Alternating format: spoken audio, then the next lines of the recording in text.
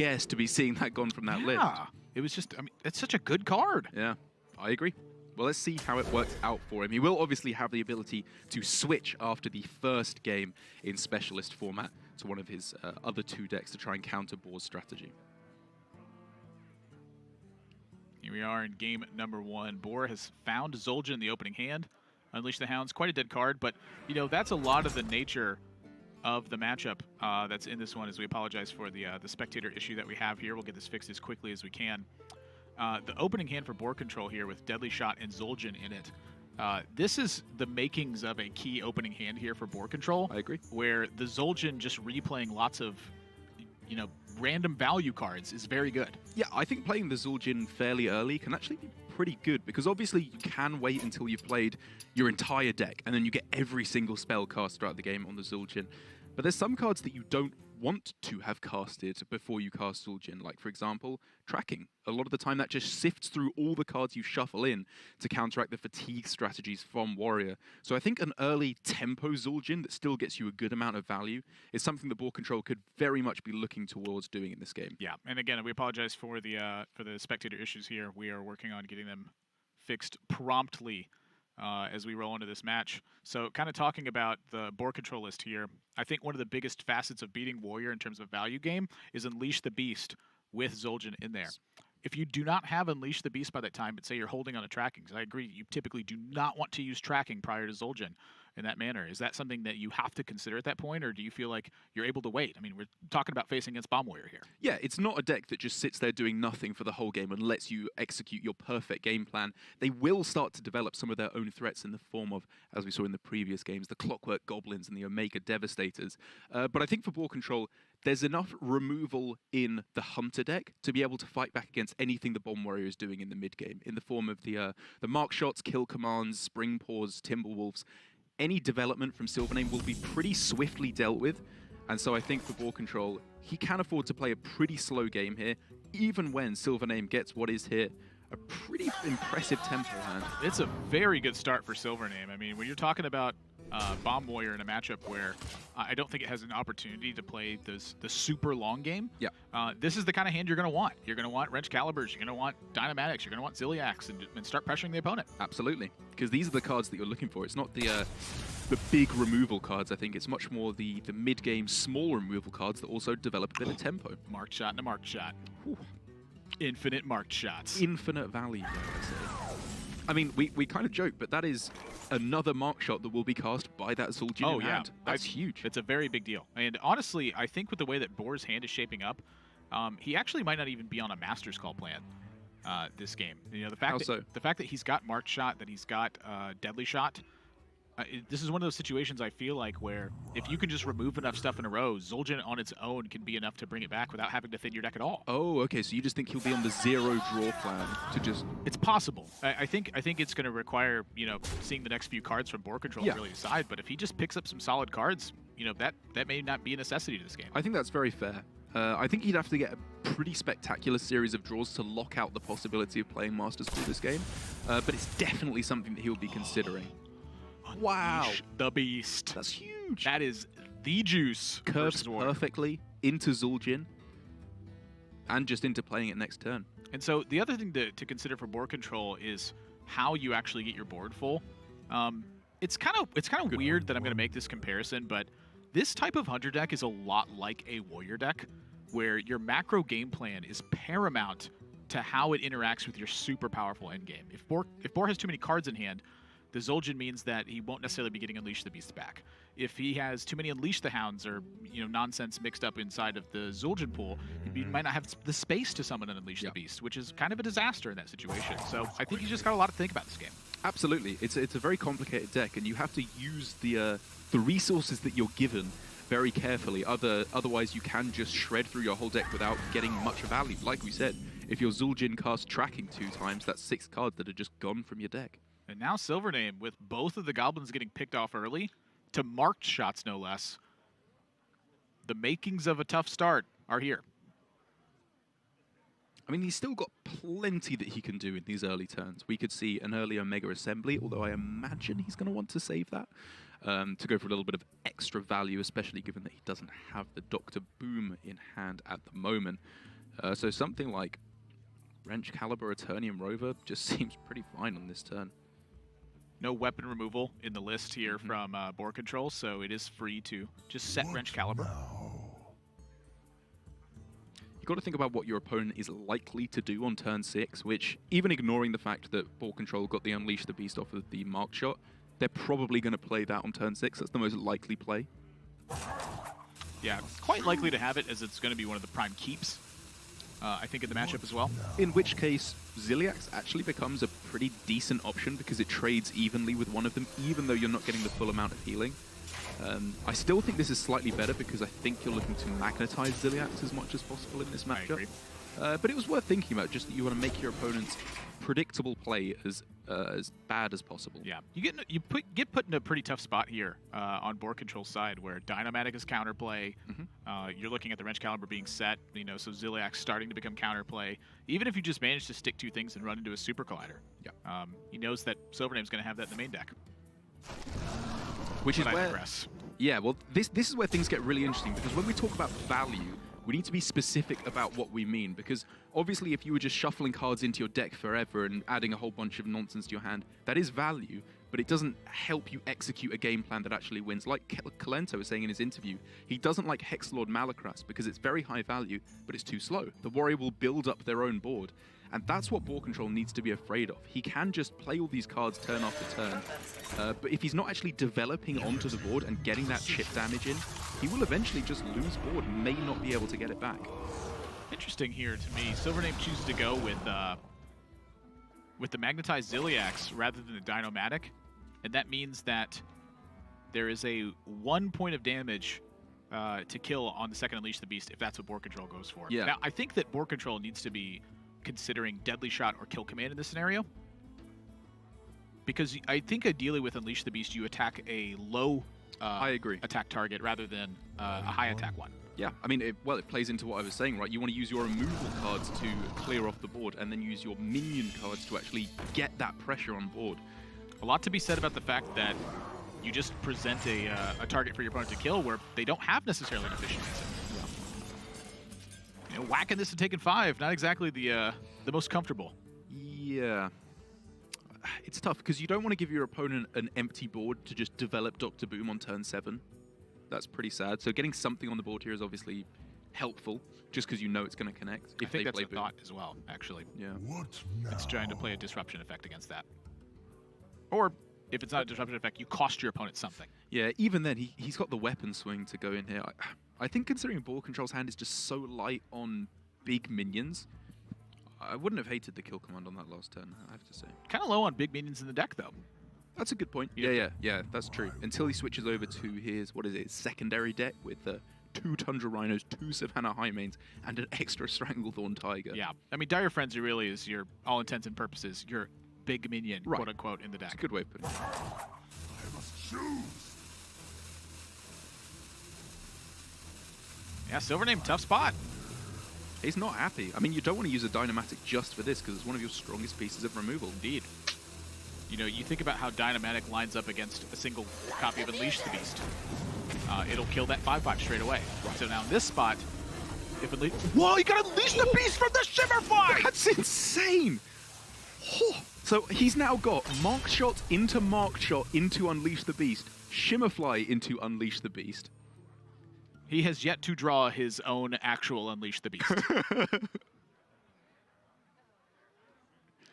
You would have thought at this point, the Beast has been unleashed. And it's been unleashed. Turn after turn. And so this situation right here, this is what I was talking about for BoarControl is, hand size, expenditure, what you actually do. Like, Yep.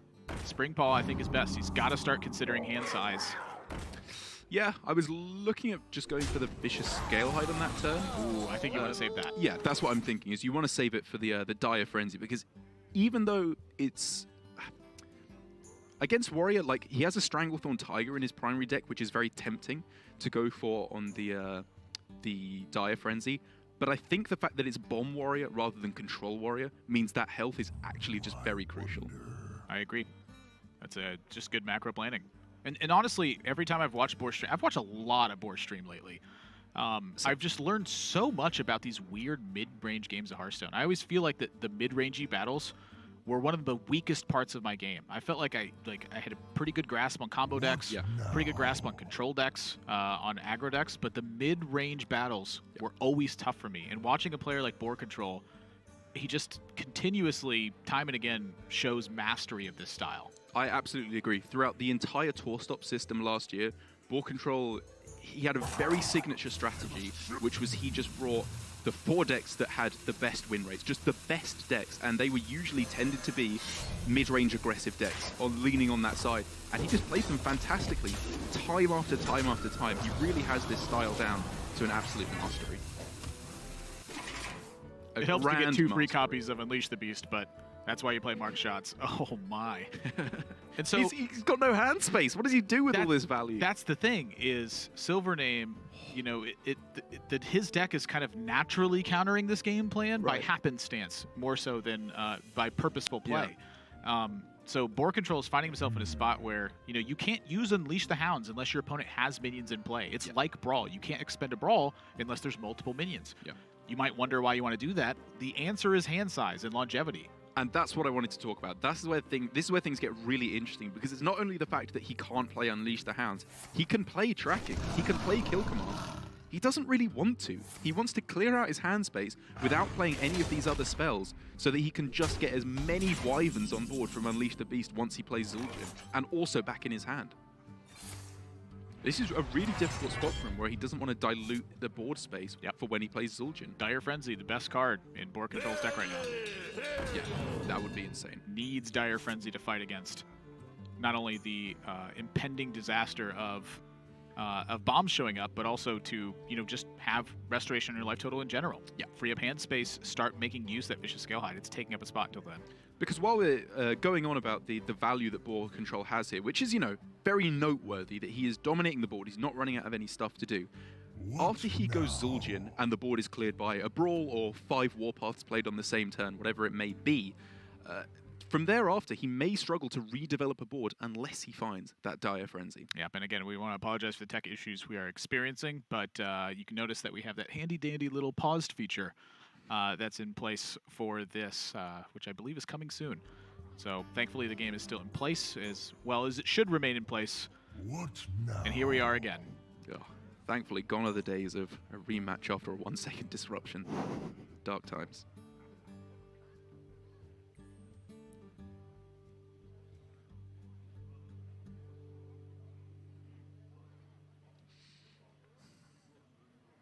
SilverName really struggling to find an appropriate play here, and I don't blame him for this. This is like, you're getting into a weird. There's a lot of Unleash the Beast you're fighting through. So far as he knows, he doesn't know that there's another one in hand now, right? Because He knows there's 2 more in deck. He knows there's 2 more in deck, exactly, and he needs to be afraid of something. And the Super Collider is very good against the Wyverns that will come off of Zul'jin or a later Unleash the Beast. You got to get to that point first. Yeah.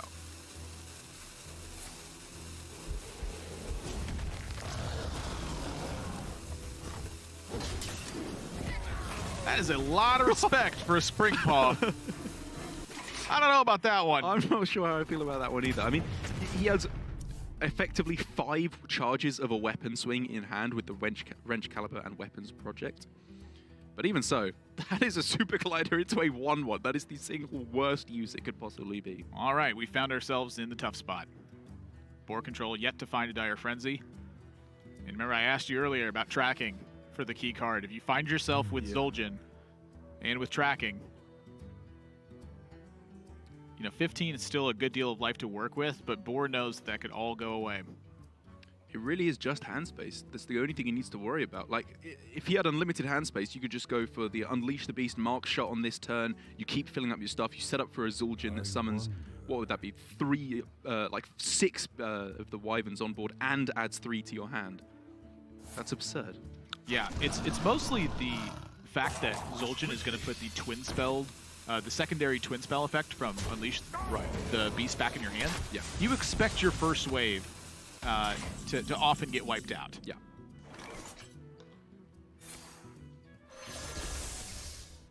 So the other thing too is if SilverName can actually generate tempo on Boar, that can be a major problem. 15 life I don't think is comfortable for Boar right now. That's fair. And until he finds the Dire Frenzy, he doesn't have much healing. However, I think it's so difficult for SilverName to get any minion to connect face here. Like, because as soon as BoarControl gets scared, he can just hit the panic switch Exhaustion if he needs to. But even before then, as we can see here, he could just go for Unleash the Beast Mark Shot on this turn to completely clear the board. It's just those bombs that he's afraid of. There's 3 in deck now, and you saw the oh, just please come on, not this time. Kalento always happened to be at the 16 health point. BoarControl, yeah. However, what a noob. Yeah. You big dummy. Is he going to swing face with the weapon? I think that'd be a bit much. What an alpha play, though. Like, assert dominance over your opponent by hitting them with a toy hammer. SilverName to Gold Chad. Just hit him with the Super Collider. It's what I want. I want it now.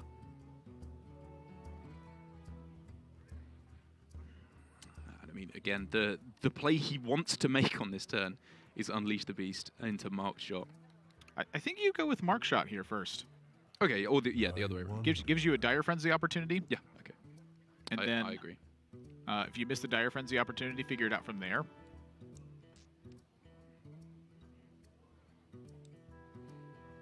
Because if you land Dire Frenzy on a Vicious Scalehide, you go from feeling like the game could end in disaster to being super comfortable. Yeah, you just have as much health as you could possibly need, basically.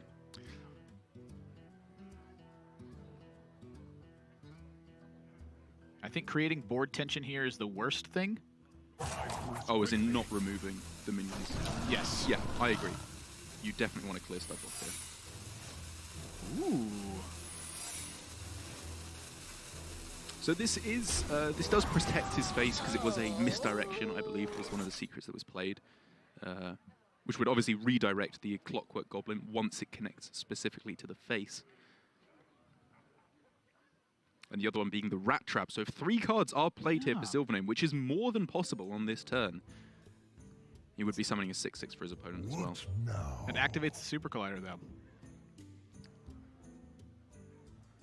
Oh yeah, good point. Whoa. Which he just swung face with straight away. Oh, he fakes me out. That's interesting because you know that one of them is Rat Trap. You're 100% certain it's the only secret that is naturally played in the deck, and it was drawn from the deck. This is the push from SilverName. Okay. It says. Doesn't want to go for the activating the Rat Trap and clearing off. He's just saying, I'm never going to activate it. I actually think this is wise from SilverName here. As things are starting to get a little bit scary for Yeah. BoarControl. I didn't think we'd end up in this position given how much rush and value he was getting turn after turn. It's just chip damage. But somehow he's at 12. How did this happen? It's bomb warrior, I guess. It's the bombs.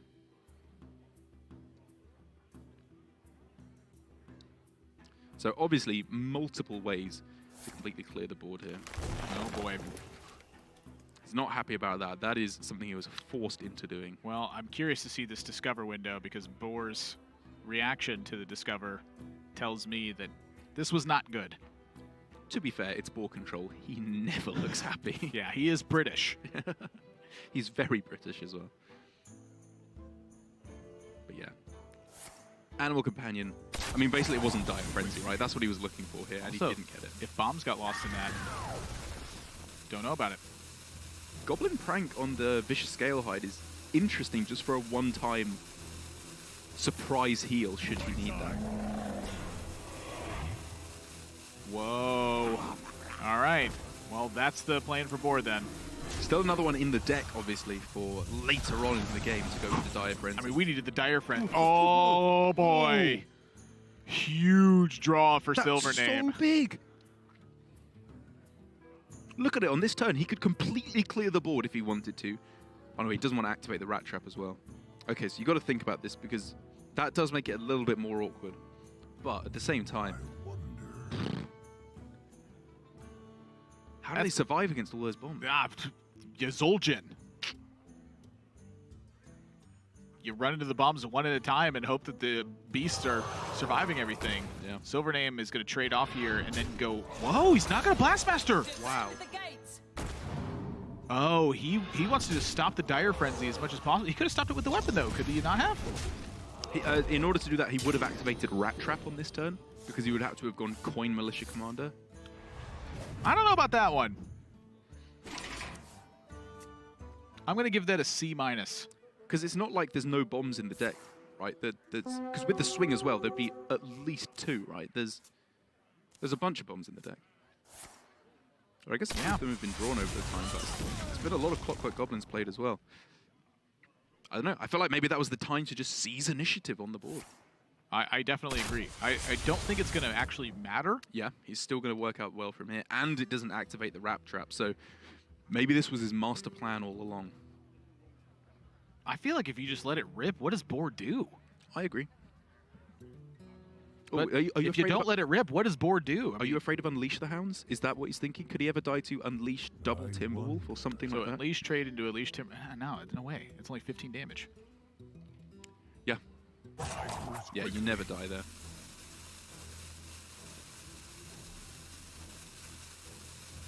It's conservative, and it wouldn't always have worked out, I don't believe. But however, here, I think it's going to work out very nicely for Silver.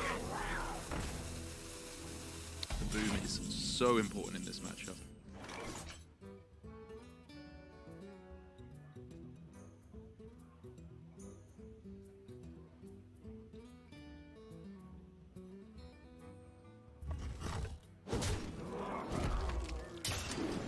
Good luck to you, Boar.